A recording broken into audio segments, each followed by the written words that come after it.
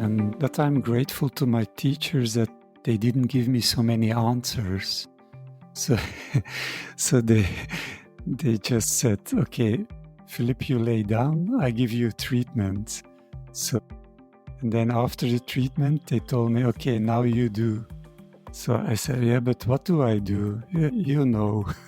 So that was a part of the education. Not luckily not all the time, because my rational mind and my Western training gave me also a lot of questions. But I trusted that they knew what they were doing somehow.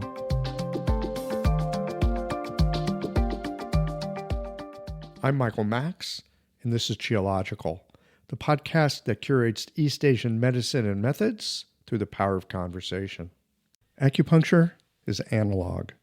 It's the opposite of the virtual connection imagined when liking something on Instagram or a one-sentence comment on Facebook. Acupuncture is analog in the way that a well-told story is analog. It leans on cadence, rhythm, and rhyme. It's crafted through the tension of opposites, like a well-simmered sauce contains complementary flavors. Acupuncture is not really flowchartable. It has a structure, but like music, only comes alive through the moment-to-moment interaction. I think it's part of the antidote to the virtual world so easily hallucinated into. Acupuncture done well, it will derail you. Knock you off your habituated wobble, it weirdly bends time. It's not so much that it will shapeshift you, but that it brings more awareness to the shape of the space that you inhabit. I suspect there are some very primitive circuits that nature fractally builds life upon, and acupuncture engages with those. I wonder how ancient Chinese actually conceptualized acupuncture. They've left us traces of their thought, but how their sensorium actually interacted and sorted the world, it's hard for me to imagine. For that matter, practitioners of even 100 years ago, how are they making sense of acupuncture in a world that was rapidly modernizing and influenced by Western medicine? There's that old saw about the more I learn, the less I know. 20 years ago, that was a reassuring thought. Today, it makes me realize that a career in medicine is like setting off on an ocean voyage in a leaky boat. There's a constant bailing out of what turns out to not be useful, a constant interaction with the winds, tides, and currents of clinical practice, along with the environment of commerce and business. For me, the analog, in-person, high-touch environment of acupuncture is part of what gives it its potency and power. The COVID years sent us scurrying into our digital bomb shelters. Telehealth became a new field and modality that further virtualized what used to be a person-to-person interaction. I hear that some people work well and effectively remotely. Perhaps I'm a bit fossilized, old-fashioned, or simply closed-mindedly set in my ways. There is something about being present in the same room, breathing the same air, together, face-to-face, with all the anxiety, trust, and caboodle of emotion that goes with being together with someone in real time in the physicality of a shared space. The anxious introvert in me loves the imagined safety of a digitally mediated connection. There's a quick escape with the click of the mouse.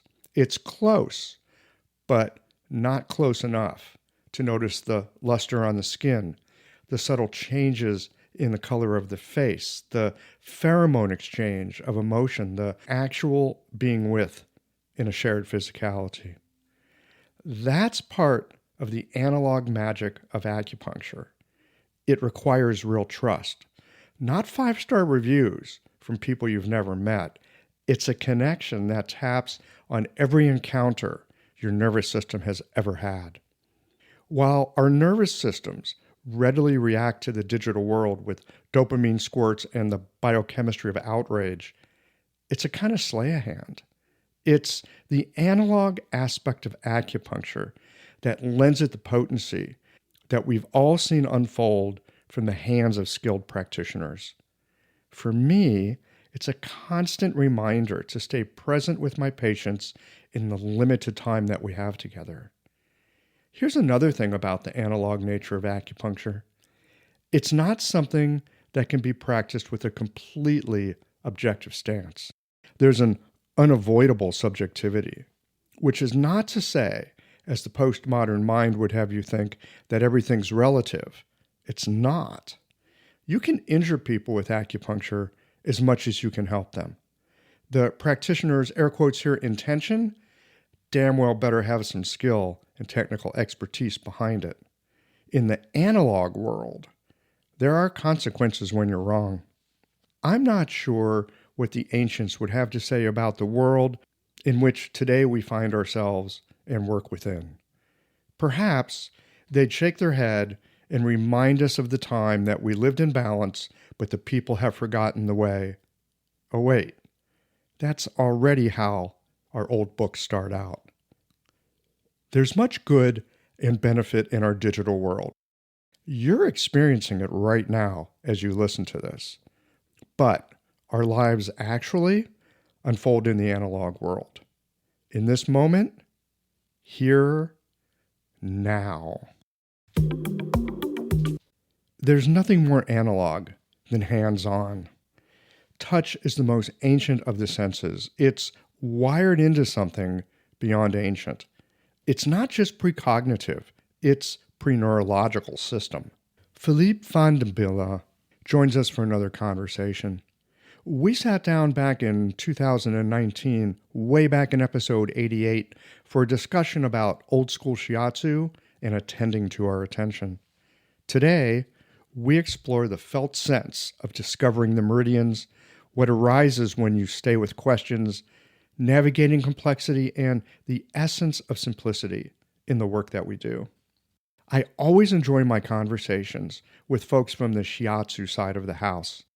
As much as I enjoyed the theory and practice of acupuncture, with all of its scholarly perspective, there's something down home, like the nourishment of a slow-cooked stew, that I get from our friends from the hands-on side of the house.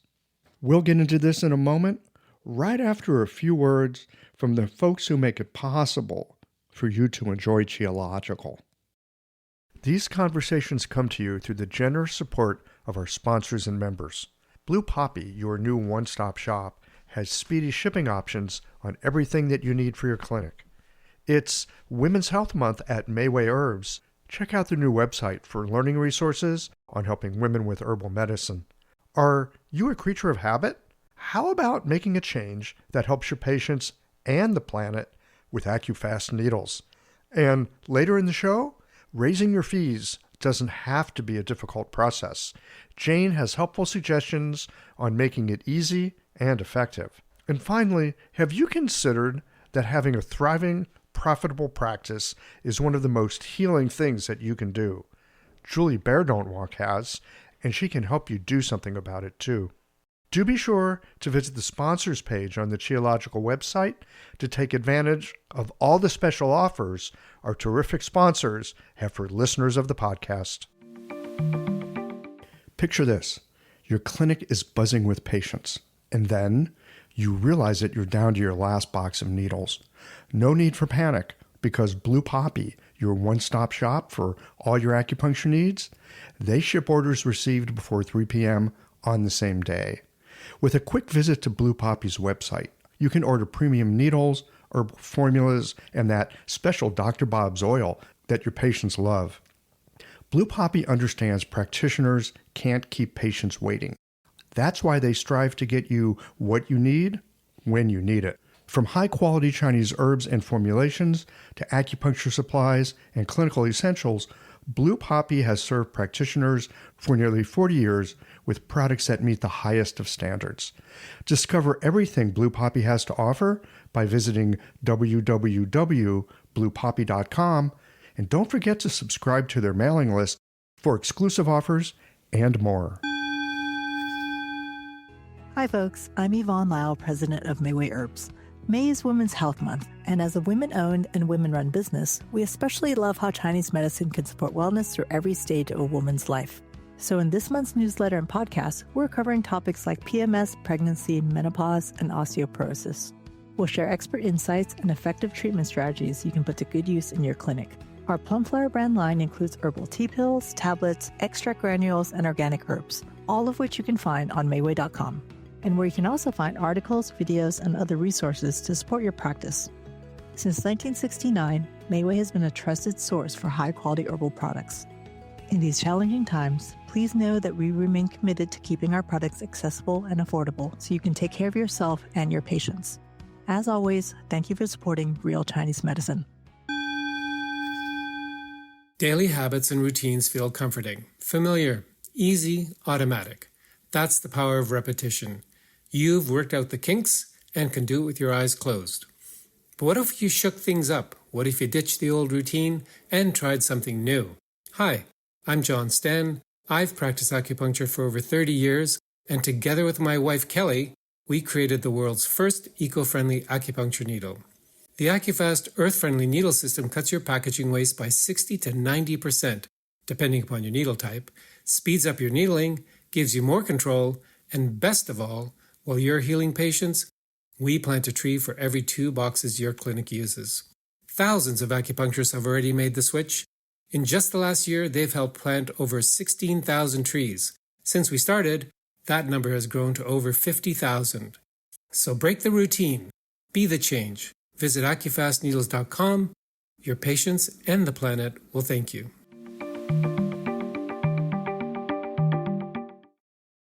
Philippe Vandenabelle, welcome back to Geological. Thank you, Michael. Nice to be here again. Yeah, it's great to see you. We spoke, years ago, back in episode 88. Yeah, it's 6 years ago, I think. Yeah. It's amazing how the time flies by.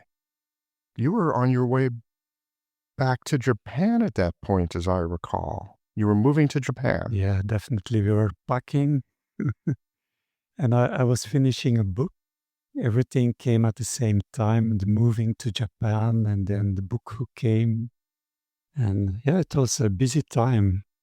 Funny how that happens sometimes. Like, all kinds of things happen at the same time. Like, when you're busy, you're really busy. The great thing was that we had a big pause when we came to Japan because it was early 2020. And we just managed to come back to Japan, and then everything closed. That's right. COVID. Yeah, it's nice to have that behind us. Yeah. But at the same time, it gave me a lot. It gave me time to just be in one place and enjoy our new home. Yes. This brings me to a bit of a conversation that you and I had via the email prior to sitting down for a conversation today. We were beginning a conversation on simplicity and complexity, and how so often our world is very complex. It's full of both information and noise. And certainly in the work that we do with people, people are very complex, and they come in with problems and confusion and things that they would like to be different. And they're hoping that we can help them. Of course, we first look at them, and I don't know about you, my question is always, oh my goodness, what am I going to do? I have no idea. Right? There's no way to know what you're going to do before you somehow, with acupuncture, we like to say diagnose. Well, I'm going to diagnose this problem, and then the theory will tell me what to do. I suspect all healing arts have that to some degree. But, you do shiatsu. You put your hands on people. I'm always a little bit in awe of you guys. I always feel like I have a lot to learn, because while I suspect you've got theories and you've got ideas, I mean, after all, you translated and published a book, that's full of useful information. At the same time, because you're touching people, you're deeply immersed in an experience where there's a lot of communication. And so where I'd like to start today is like how you navigate the being in an experience and at the same and at the same time be aware of what you're doing within that experience. Because those seem like two very different things. You can either be in it or you can be thinking about it. So I'd love to get your thoughts on that. Yeah, it's a very interesting question. I have been thinking about it also since we wrote to each other. Because when I started with Shiatsu, I had actually previous to I started with Shiatsu, I had only one book about Chinese medicine on the 5 elements. I was looking at it the other day, it's falling apart. And for 1 year, I was just reading one book. And now there are so many books and actually so many answers. I think that's the challenge we have these days. And I like to listen to your podcast also, because then I get like new ideas and sometimes, I get some insights also by hearing the people you invite.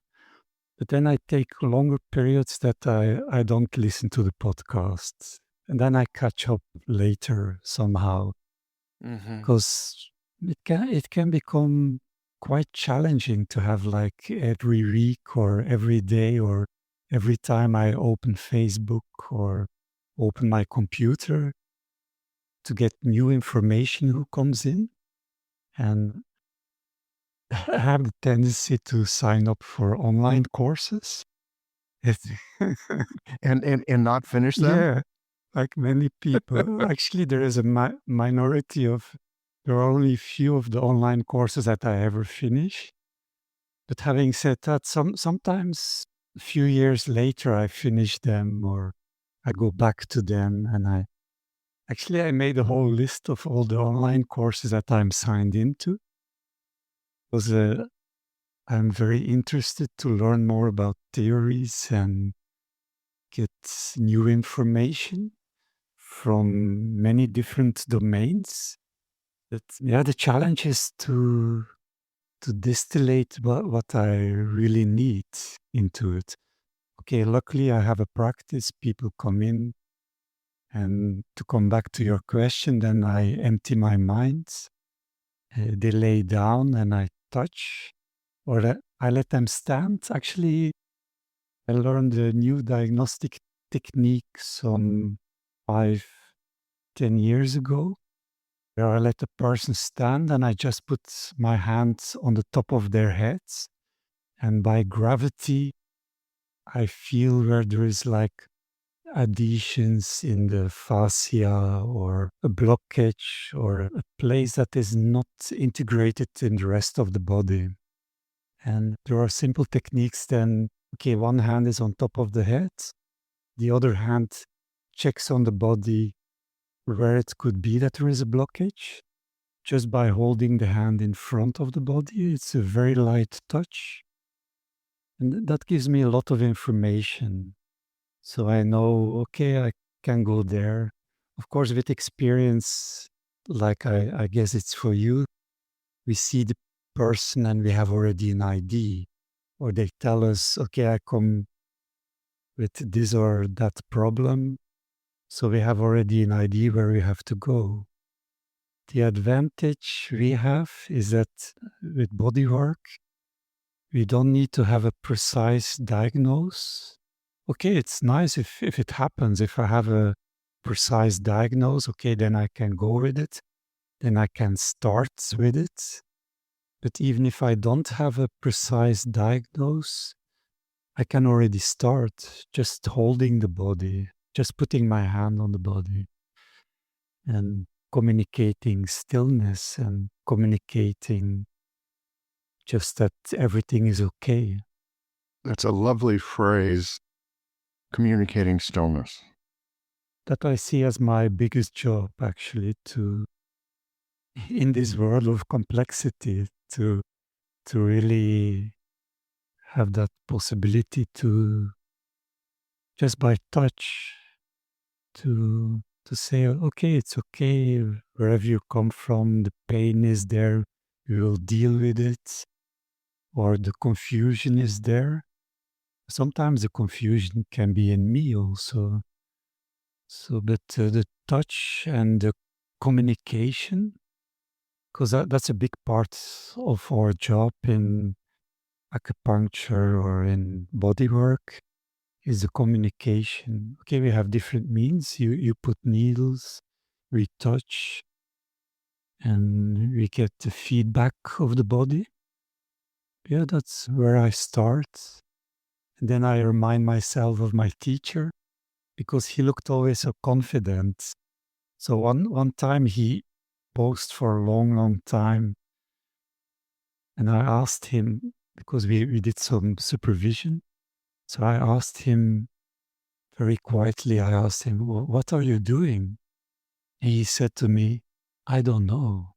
So for me, that was a really eye-opener, because I looked up to him, and I still very much look up to him. And then after what he told me that day, I looked even more up to him, because he looked so confident, and he could stay in the place of not knowing. And that's a big, big gift if you can do that. Think so. Yeah. At the same time, it's good that we have our therapeutic toolbox, that at a certain time we know what to do also. But Yes. to have those moments and to allow those moments in a treatment of not knowing, and to see the person, to really see the person, and to really feel what is under my hands, and to feel the connection. We have the advantage in our training, we are very much focused. So my background is in shiatsu, and like most of the Japanese arts, we start with the hara. So our own hara, our own center, Dantien. So the lower Dantien. So we have learned to work from the lower Dantien, and during the treatment, we take time to be with our Dantien, and to start from there, start from our own body. This is so interesting. I think about patients coming in, and so often, because I'm supposed to be the expert or you're supposed to be the expert, and certainly we've traveled some territory, so hopefully we're reliable guides. But again, so often we're seen as the expert, and I don't know about you, I don't know about the people listening to this, but I feel a certain pressure to be able to perform. Like, I'm the person who's supposed to help, and I want to do that. I really feel my energy going outward when that happens, right? And I kind of get up in my head. I think about the different things I know, patterns that I've seen before. How can I maybe be helpful to somebody? And there's a place for that. But what you were just saying about starting with your own hara, starting with your own dantien, starting with sitting with hands on, some stillness, and like your teacher, not knowing, which is not a place to stop.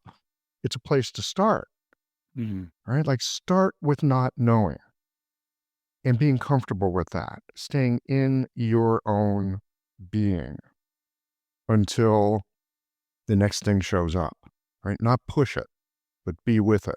Sometimes it takes people time to settle. And I remember having a teacher who warned us against thinking that we knew what was going on for a patient that we're already familiar with. It was like, be careful. You've seen them. Maybe you've helped them. That doesn't mean you're going to be able to see and understand them this time, especially if you helped them in the past, because now they're different. All right. So to be able to, and it sounds cliche, but I think it's true, to be able to start afresh, even when we think we know somebody. So hearing you talk about starting with ourself, that makes a lot of sense to me. I mean, that just makes and I'm not talking out of my head here. I hear you say those words, start with your own dantien. And I just feel my body, just settle a bit. Then when we apply pressure, because with shiatsu we apply steady pressure along the meridians, with the hands or with the thumb or with the elbow or with the knee. Sounds dangerous with the knee, but if you're trained in it, it's quite okay. You can do it in a sensitive way. But I like to use my hands actually mainly. But some techniques can be helpful with the forearm or the elbow. But every time we apply pressure, it's from the awareness of the hara. And so it's from our center that we apply pressure.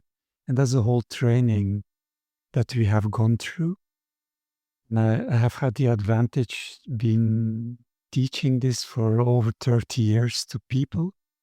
So week after week, I had groups who came to me, and I have to help people to find their hara and to see when someone works, when they are in their hara or when they are not in their hara.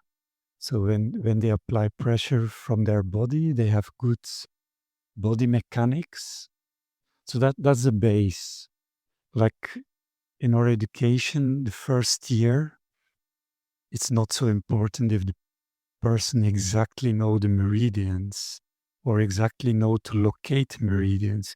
The main thing is that they can apply pressure and use good body mechanics. Then the rest follows. Then over time they discover the meridians, and more they know exactly, okay, now I'm on the meridian, now I'm not on the meridian. So we have a lot of freedom in our body work. Of course, with experience and after 5 or 10 years, okay, you know, here is the meridian. You know, okay, here is the point, here is the tsubo, here is the acupressure point. You just know it. And you know if it's empty or if it's full. And that's our main guides we have. So it's very simple actually. It just takes time to practice. This episode is brought to you by Jane, the clinic management software that honestly just makes running a practice easier. Let's dive into something that's never easy, but sometimes necessary: raising your fees. It can feel awkward, right? But here's a tip that can really help.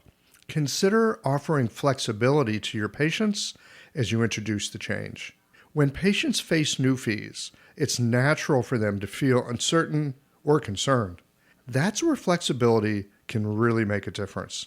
Offering options like a phased increase, suggesting a payment plan, or even taking a moment to talk things through can help to ease the transition. These thoughtful gestures show your patients that you're listening and care about them, which strengthens the trust you've worked so hard to build.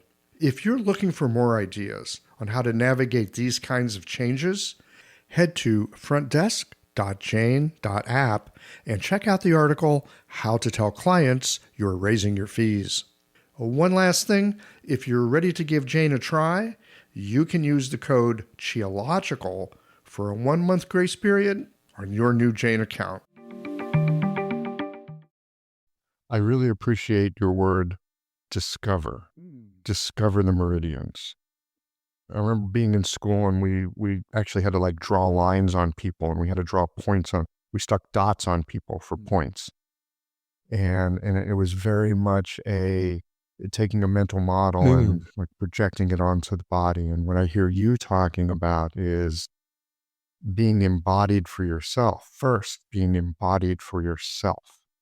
And from that place of connection to your own, hara, dantian, we know what dantian means. We're part of the trade. If you're connected to your dantian, okay, you're connected to some essence. And from there you can discover what's a meridian. How do you know what it is? Well, because you're having a conversation with it. I'm thinking about what you said at the beginning of this conversation. you've got an old book on the 5 elements and it's falling apart because you've had it so long and you've read it so much. And there was a point where that was like the only book to read.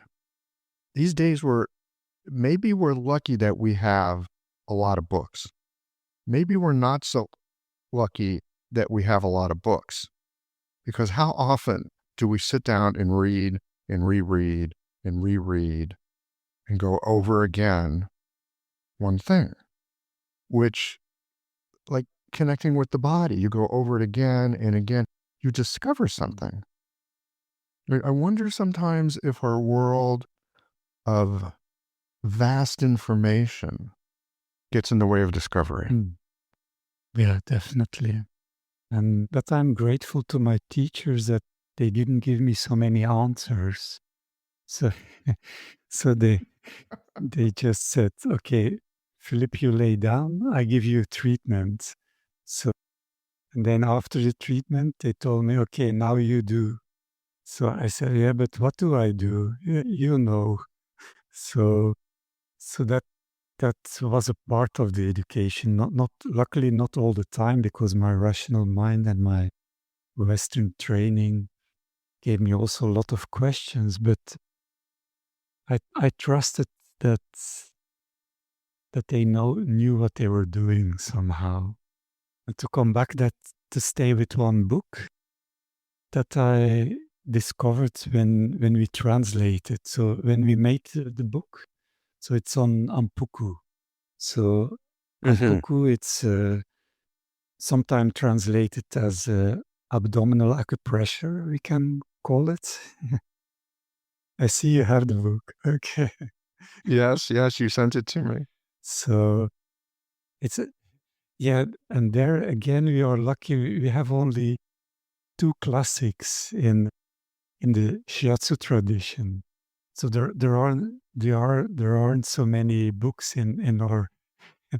We have the advantage compared to the acupuncturists that body workers don't write so many books. So because they are so occupied touching, and so they don't have so much time to write books, I think.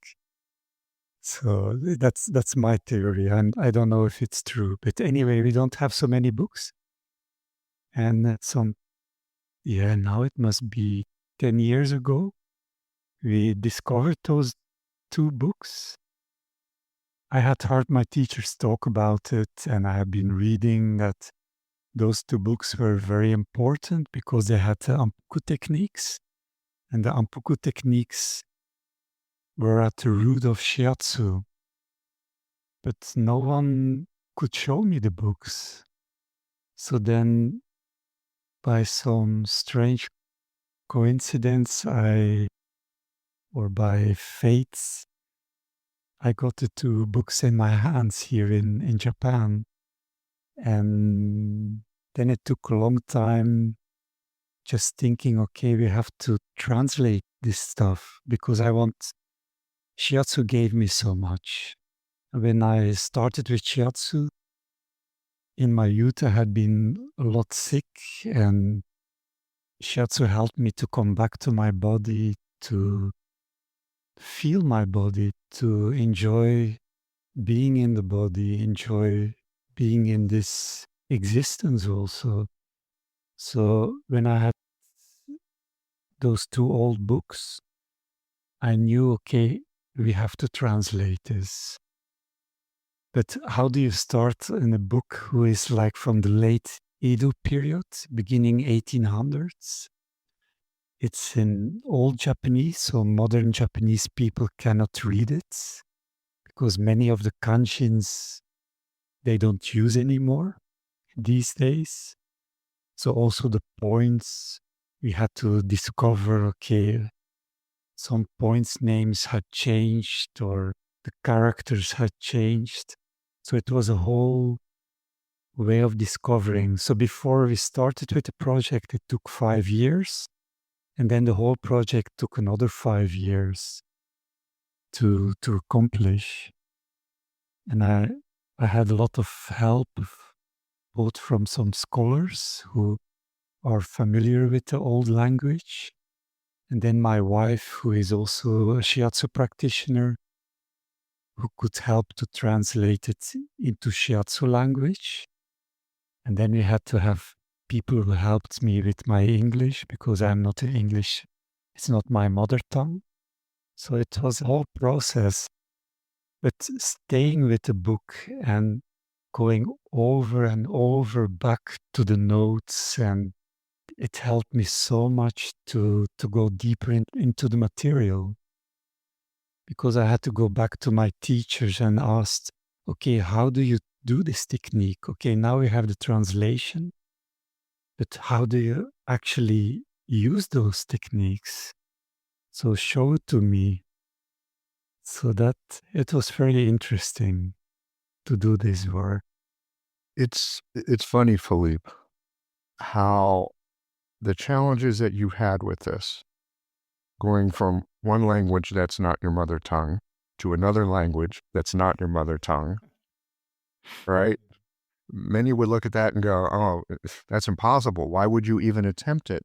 And yet, setting that goal for yourself gave you the opportunity, first of all, to go deeper into it, recognize all the things you don't know on the way to hopefully knowing it, leaning on your teachers, looking at the material again and again, taking it into your experience. Can I use this in my work with patients? Right? How does this fit with everything else I think I know? Again, leaning on people who have other experience.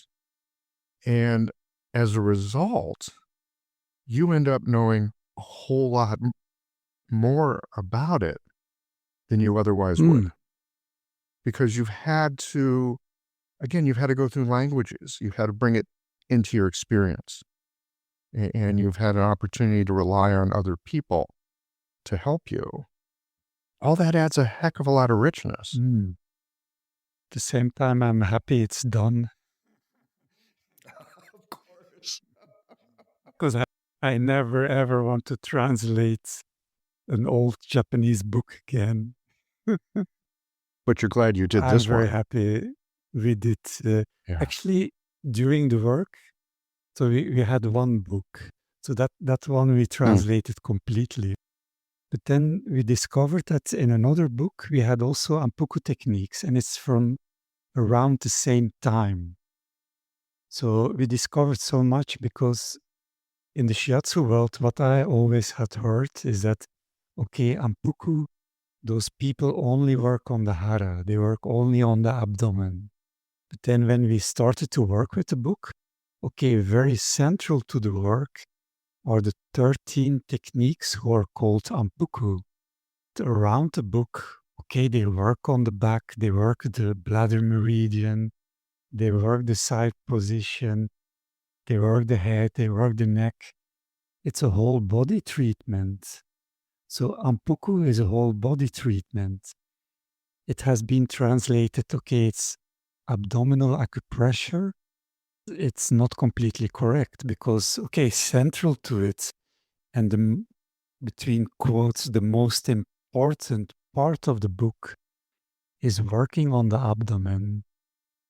But we cannot dismiss all the rest around it. It's a whole. It's working with the whole body. So when we had done that work, we discovered another book from around the same period, and central to that book are also Ampuku techniques, who are very similar, same but different. You could say it's a different angle. So then we had to translate that chapter about the book, because I wanted to have that other perspective in it. And very rich in that book was also the Fukushin, the hara diagnosis, that the Japanese are very well known for. So it made me discover other books about Fukushin and hara diagnosis that I didn't translate, but it helped me to go deeper in that material and somehow discover a deeper meaning in the Fukushin, in the hara diagnosis. What are some things that you found in doing the Fukushin that were surprising for you? So from my shiatsu training, I was used to look for kyo and jitsu. So we could call it fullness and emptiness. So the Fukushin added me more nuance to it. Also looking for different qualities in the hara. Also different knots and or not different knots. Maybe looking for knots or blockages in and having like a whole language for it. Yeah, they call it blocked energy also. Yeah, it's a whole world. I think we need a few casts if you want to go deeper into that, because I discovered one book who has like the 100 different haras, and it's so beautiful drawn. It's different colors they use because blood stagnation or wind in the hara or whatever. It's very TCM like actually. What they discover in the hara. I must tell you, there is very much an overlap with Kampu, the herbal medicine. And so, Yeah, I'm not surprised. actually, mainly my teachers and how I learn here in Japan is going for Kampu. It's like one of the best kept secrets in Japan because mostly people think, the Japanese, they live long because they eat good or climate. There are many theories why the Japanese live so long. But when I look in the family, I think Kampo has a herbal medicine is a big part of longevity. That I can see in my parents-in-law. We have the care of my parents-in-law. We have the privilege to have the care of my parents-in-law who are 99 and 97 years old. And it's such a gift to be with people who are from a complete other time.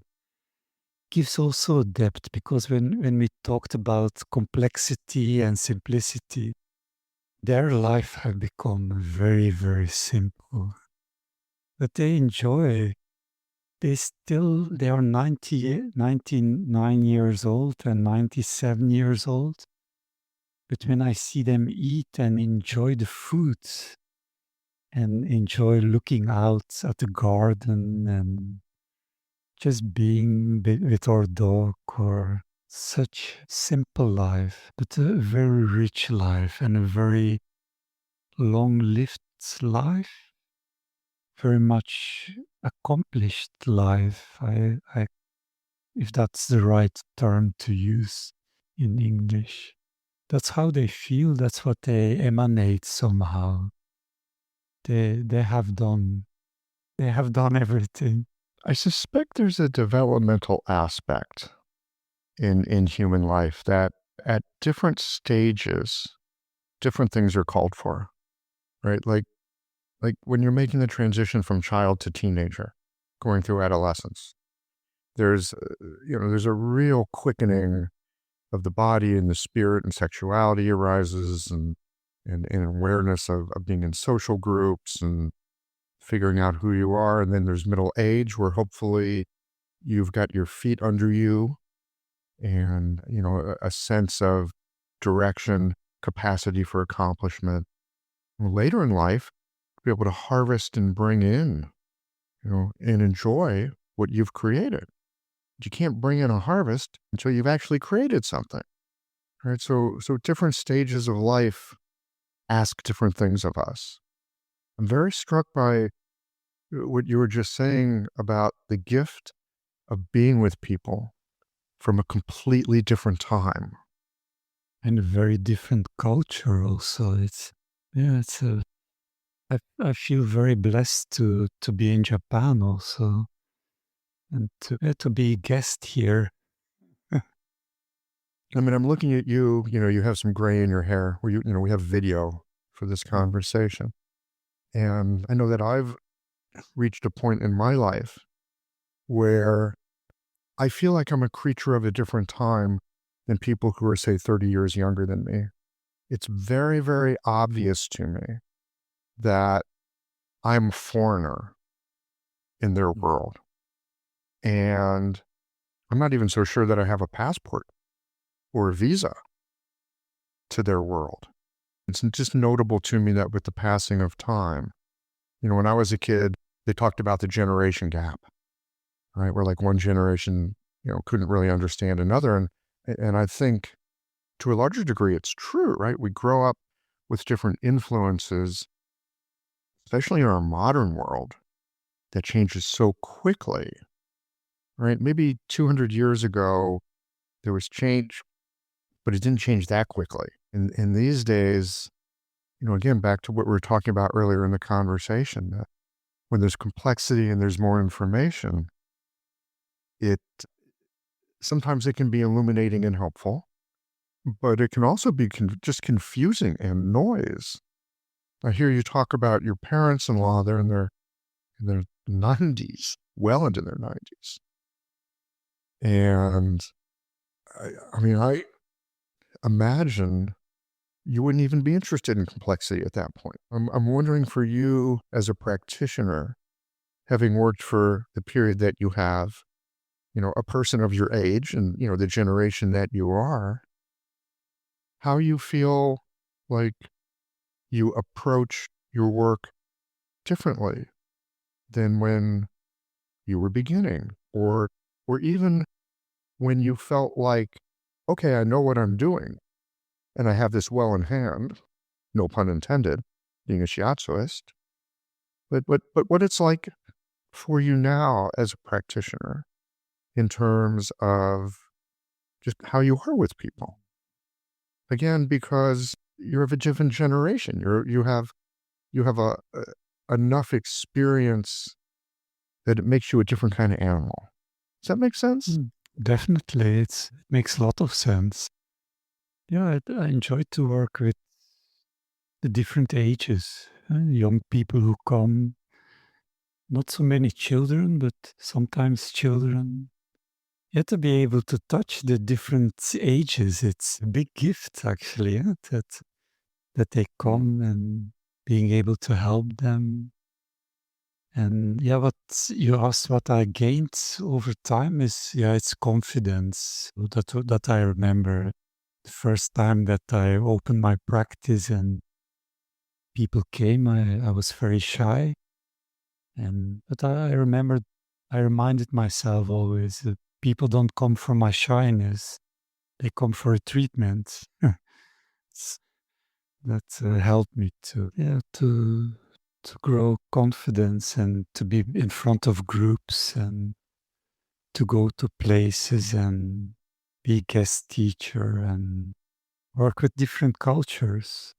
I enjoyed very much this springtime. I was in Belgium and then Switzerland and Athens. I gave a workshop in Athens. It was the first time I was in that place, and it's so rich to work with so different cultures and see the similarities, the commonness that we have as humans, but also the diversity, the different cultures, the Mediterranean culture, and then Japanese people, and yeah, it's wonderful.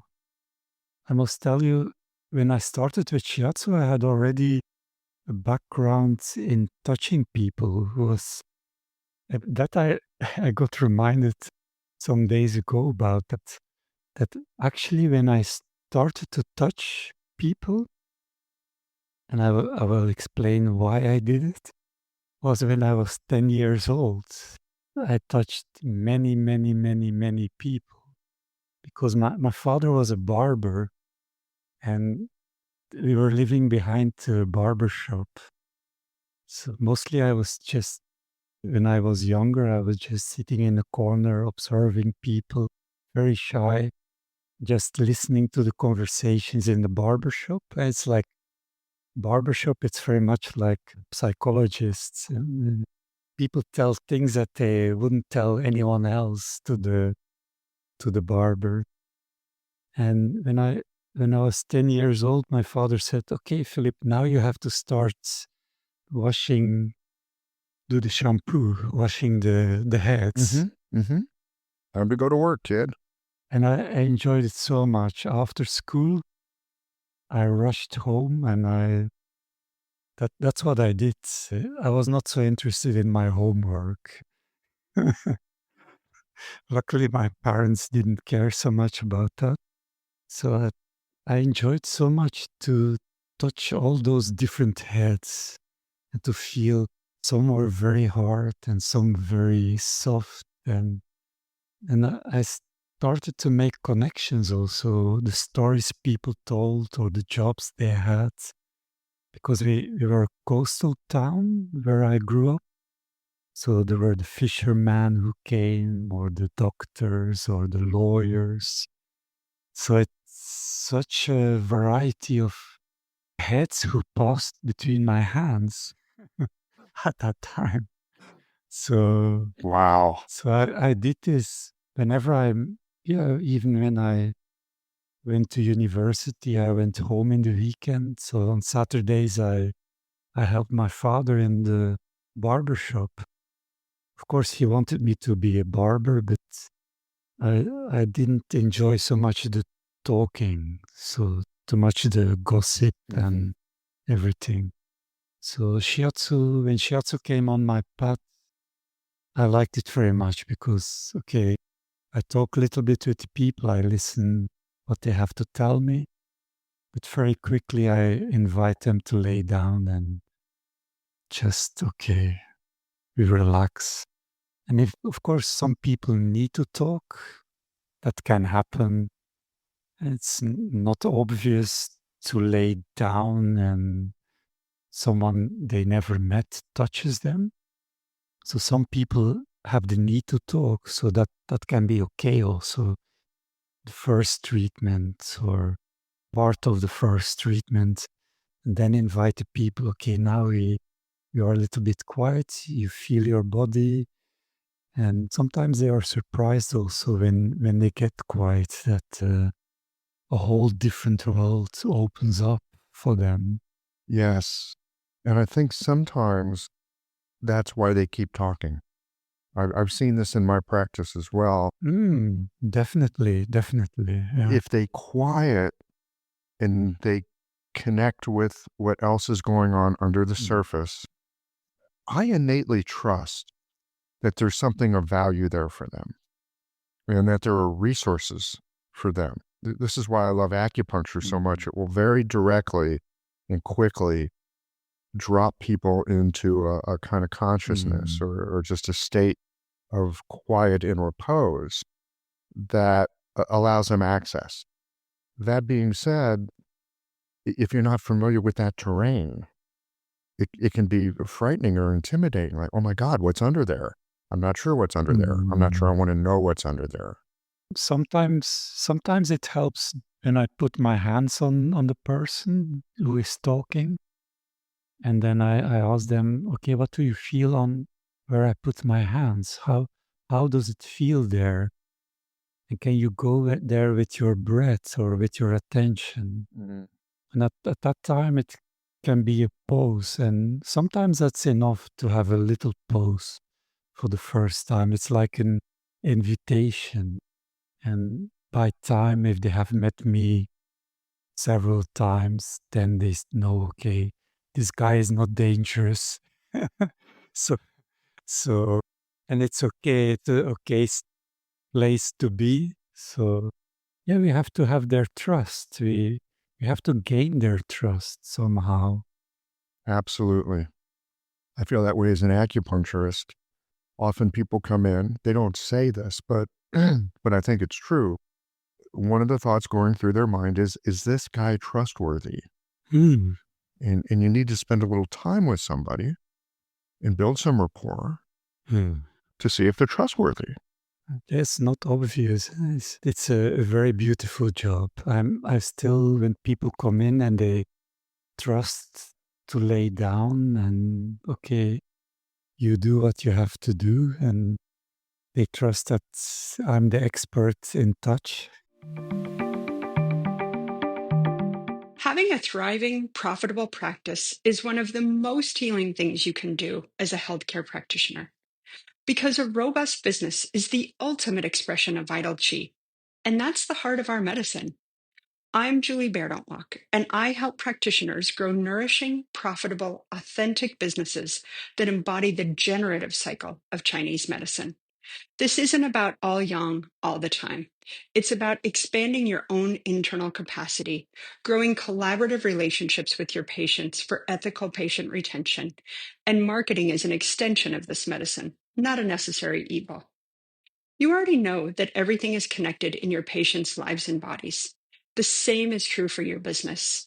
When we align your systems, your schedule, your pricing, and your offerings with you, we create flow, which means more spaciousness, more impact, and more joy.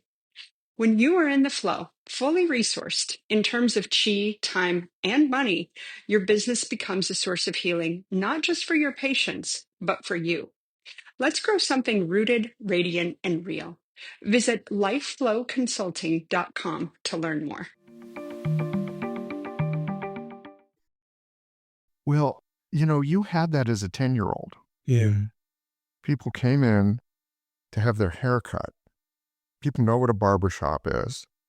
They know they're going to get their hair shampooed. They know they're going to get their hair cut. They're going to get to gossip with people in the neighborhood, because that's what you do at a barbershop.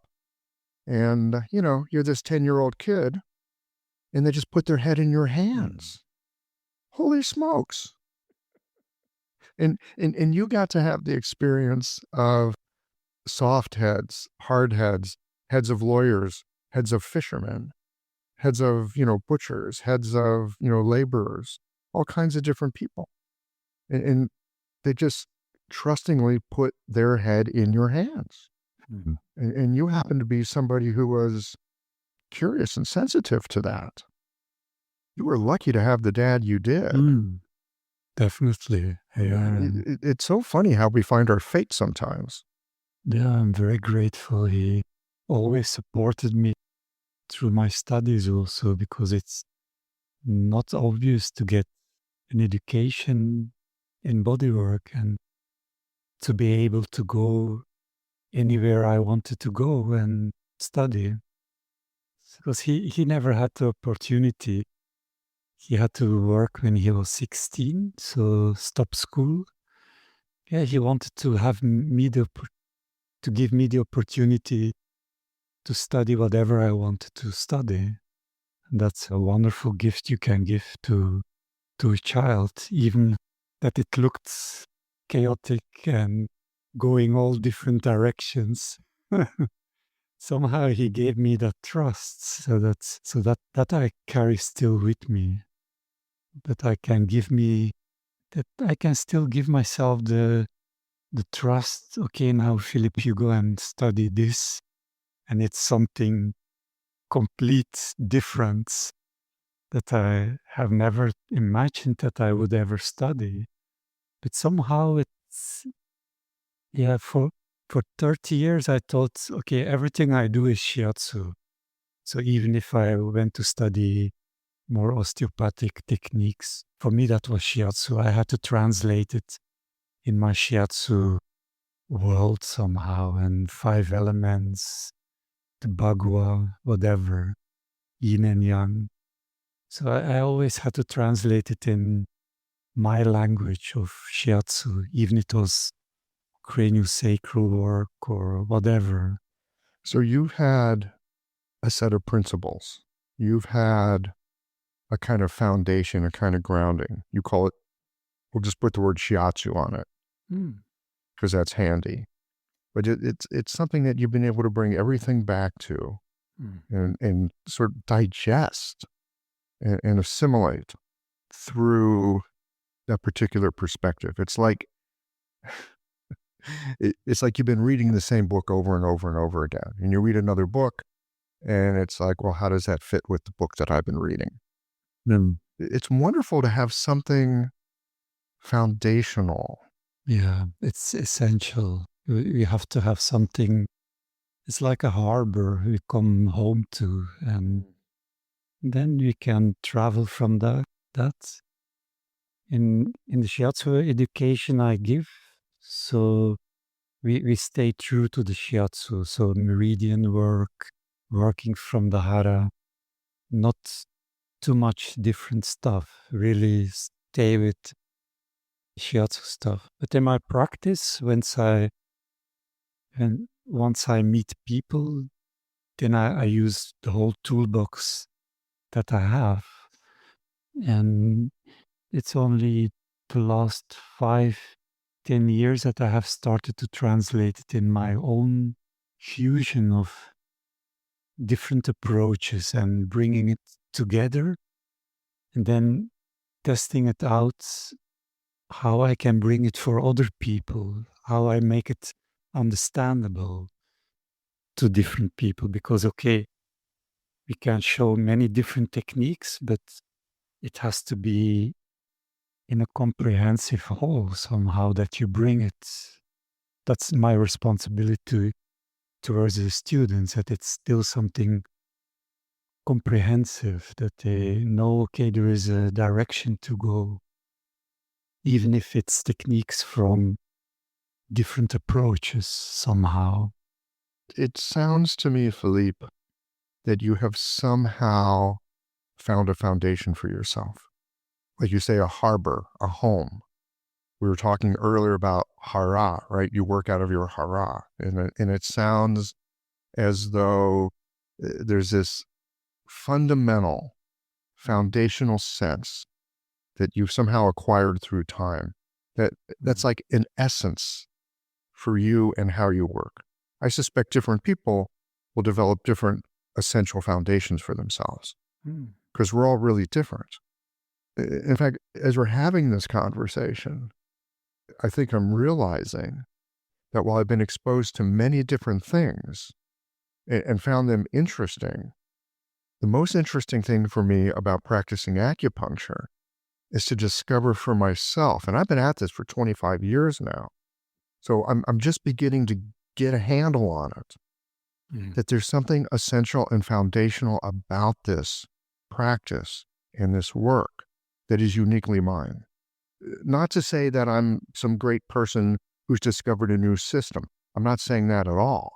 I think I might be saying the opposite, that through interaction with different traditions, different methods, that it helps illuminate for me something that's foundational based on who I am and how I am. And that might be the most helpful thing that I've learned over the years. Not new techniques, but what's foundational. Yeah, and to come to this essence, we have to digest and we have to get questions, get confused, and stay with the questions we have and trust that the answers will come. I have to tell you, last year I got a big gift. It's one of my colleagues in Vienna, in Austria, that I have visited. He has a wonderful school. It's called Hara Shiatsu. And he invited me to be part of a book project that he is writing. He invited between quotes. You say between air quotes? You say it like that? Or between quotes, yeah? I don't know how you say it in English. Yeah, no, we just say air quotes, like, quote X, quote whatever. Yeah. Okay. So he invited shiatsu masters. I don't know if quote shiatsu master. Yeah. I told him I don't feel like that. I don't identify with that, but okay. I'm grateful you invited me. So his book project is called The Essence of Shiatsu.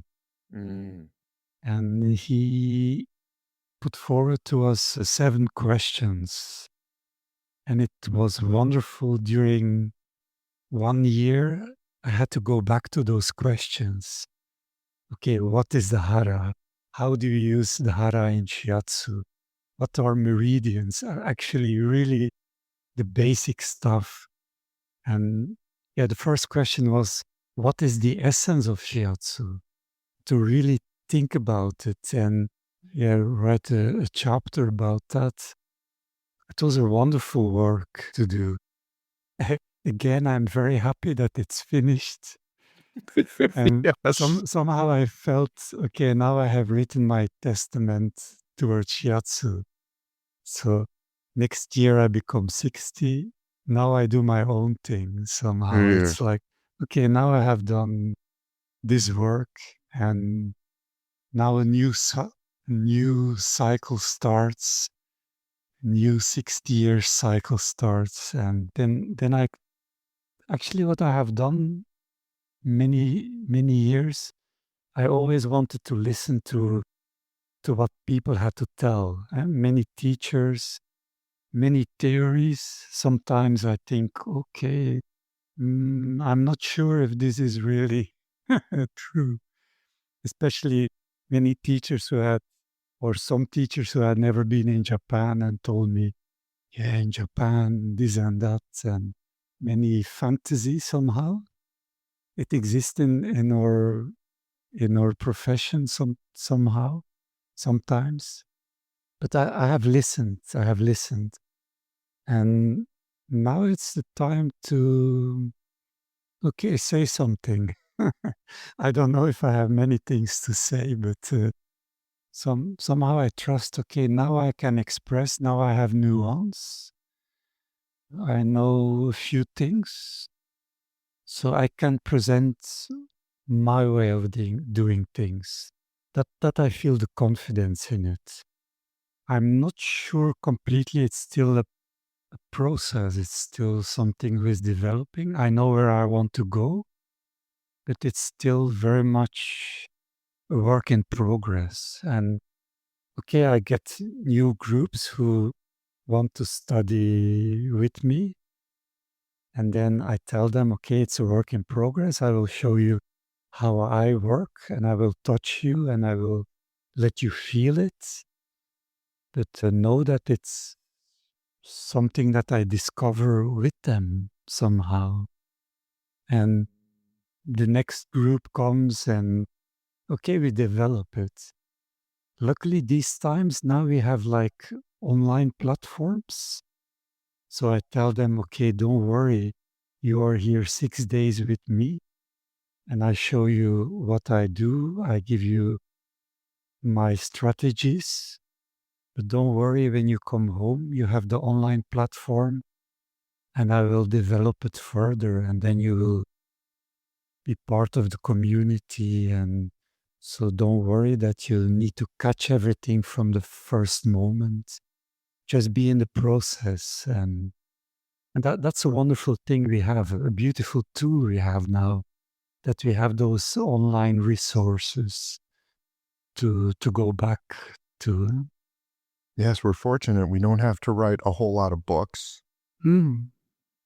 You can do something with video and audio. You can do something online. There's many ways to share knowledge. There's many ways to share experience.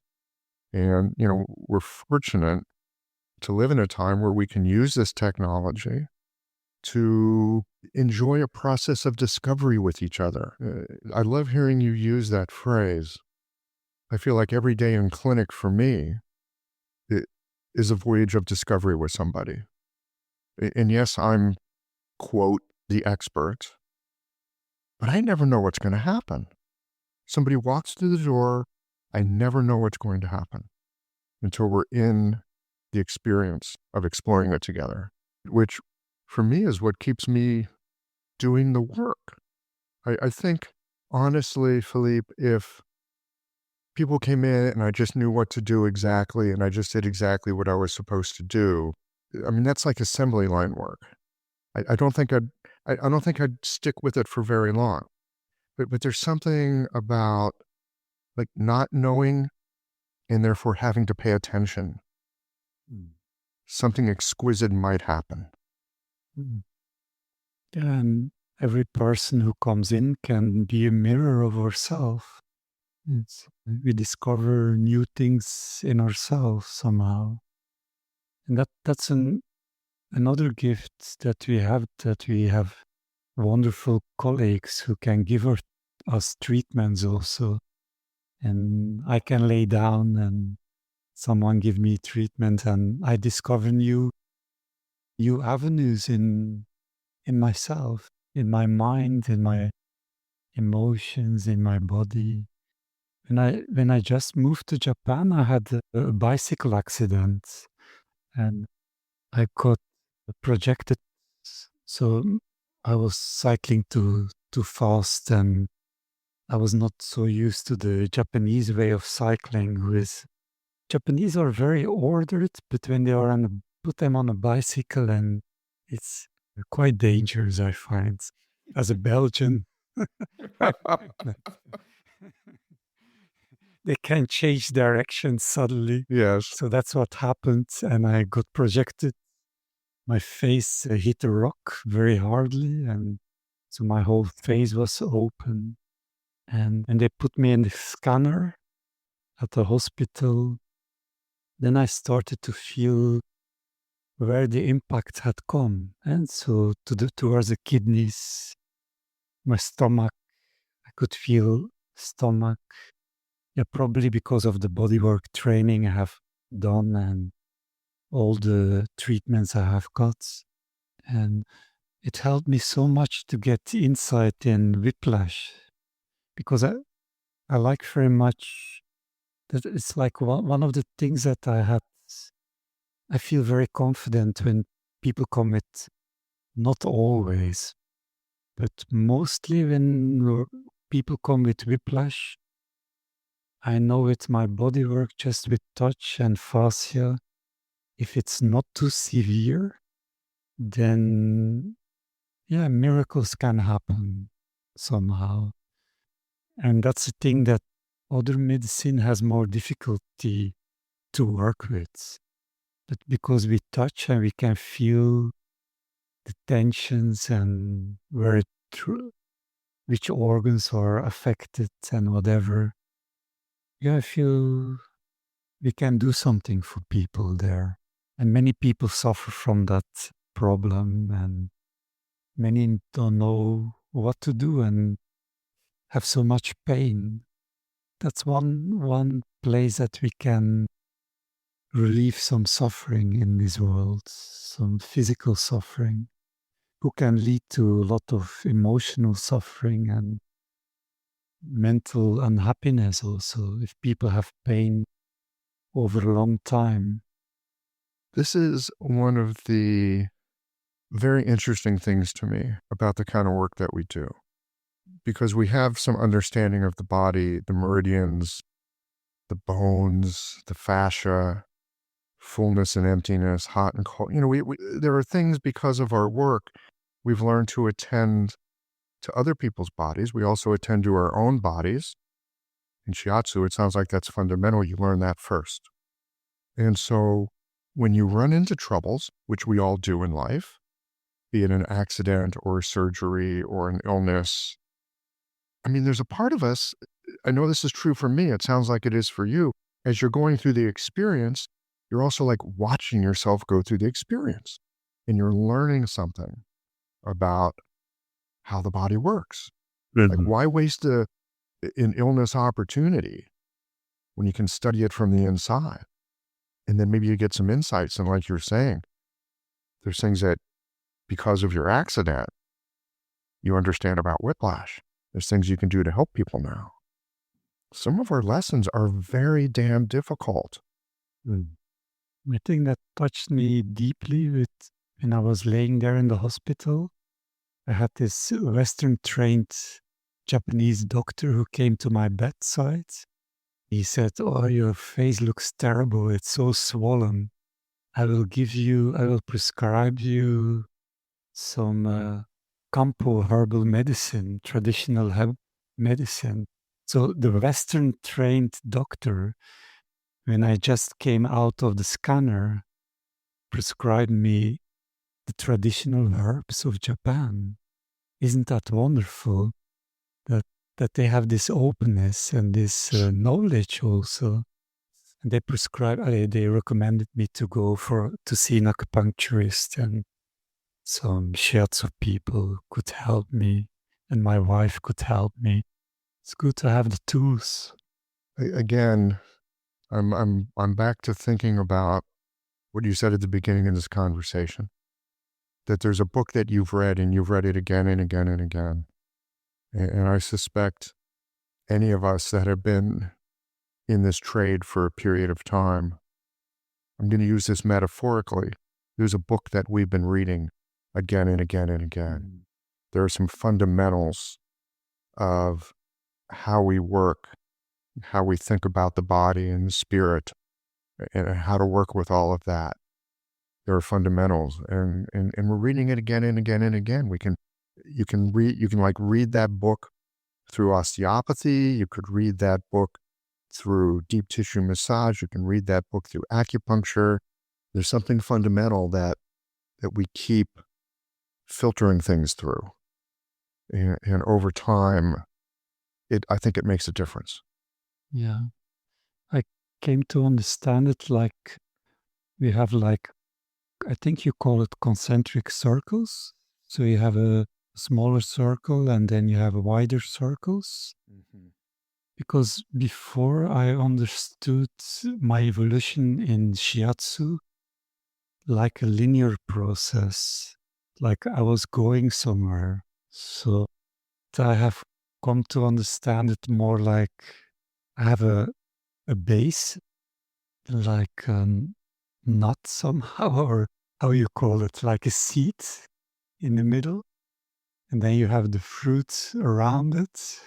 And then actually the seed is the shiatsu that I come back to.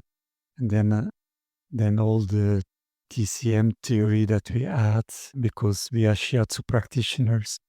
We want to know also, okay, what do those guys from acupuncture know? So you want to read all this about, the 6 divisions and blah, blah, blah, and whatever. And it's very interesting, but it's always good to have this central knowledge that we can come back to. And it's a process that in Japan they call shuhari. And so it's different stages. You have three stages. Actually, the first stage is that you just copy what your teacher does. Okay, your teacher presses here, you press there. No questions asked. You just copy. You mimic what is happening. And then the next stage, maybe after some years, in Japan they say 10 years somehow. Then you have the next stage. You add more knowledge. You start to know a few things. And then you have another process. Then you have integrated everything. And then you can start to explore your own way. That's like the next stage. But they are not distinct. They are not separate from each other. That's something I thought before, that it's like, when I heard that term, I thought, okay, my Western training is like, okay, I go from A to B. I have to go as quick as possible to Yes. B, because there is the interesting stuff. So, but now I have come to understand that it's all at the same time. It's like a 3-dimensional thing that, okay, I have this central knowledge and then expands and I can touch some other theories and I can see other perspectives, but I can always come back to the hara somehow, to the not knowing, to the emptiness. And that's like the central core. Yeah, actually the core of the whole thing. Isn't it funny? We spend all this time learning things and acquiring things and getting some knowledge and getting some experience just so that we can come back to the core of not knowing. Isn't it beautiful? Well, my friend, this has been a delightful conversation. It's great to see you again and explore this curious medicine that we have the great good fortune to share. Yeah. Thank you, Michael. It's so wonderful. I enjoy so much how you make this happen also. Because when I listen to your podcast, and especially lately I was listening to the history podcasts, it's so wonderful that you make this archive actually, that the future generations will be able to listen to also. It's a beautiful gift that you are giving to our medicine. Thank you for that. Well, you're welcome. I do look back at the years and see, oh my goodness, there's something that's been created, and hopefully it will be of value into the future. I just feel like I've had the great good fortune to be able to sit down with many people and just puzzle over this stuff that's so interesting to me. When I got curious in acupuncture many, many years ago, because I was receiving it as a patient, and I was just like, how's this damn stuff work? This is bizarre. This is weird. Like, how's this work? And I got to tell you, my friend, I'm as curious about it today as I was 35 years ago when I started out. That's kind of endless. And I feel very fortunate that I've been able to sit down and talk with people about this. It's endlessly fascinating. And again, I'm going to use this metaphor that you used earlier. I've said it several times, but I feel like I'm reading a certain kind of book over and over again. And there's a lot of different chapters, but there's something of an essence. And you really put your finger on it today. You spoke it, and I heard it, and I thought, oh yeah, that's right. There's a core in the middle that's still, and it comes from not knowing, which is incredibly powerful, right? It can drive an inquiry that can take you your whole life to explore. So it's not a bad way to go through the day.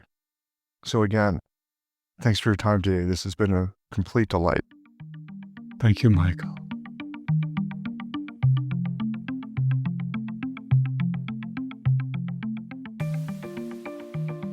Reflecting on today's conversations with Philippe, I am struck by the intertwined dance between knowledge and the art of not knowing.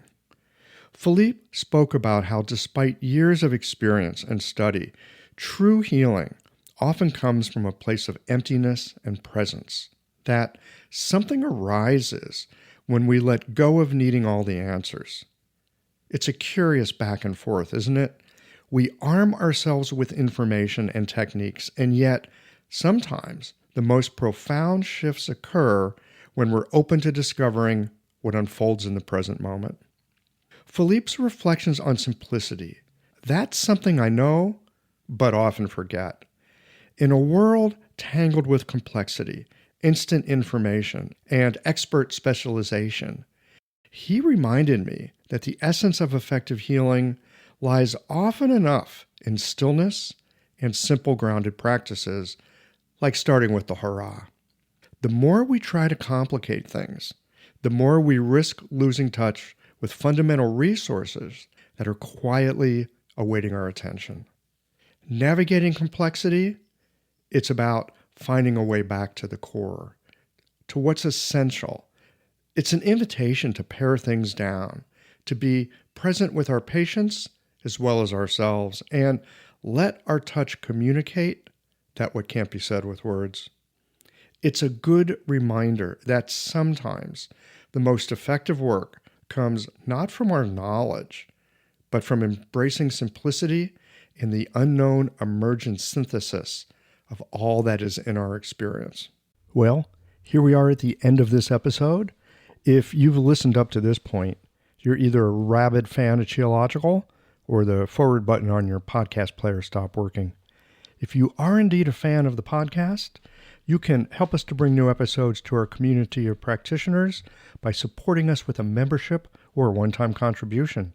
Details, of course, are on the website. That's it for today, friends. Join us again next Tuesday for another thoughtful episode of Qiological.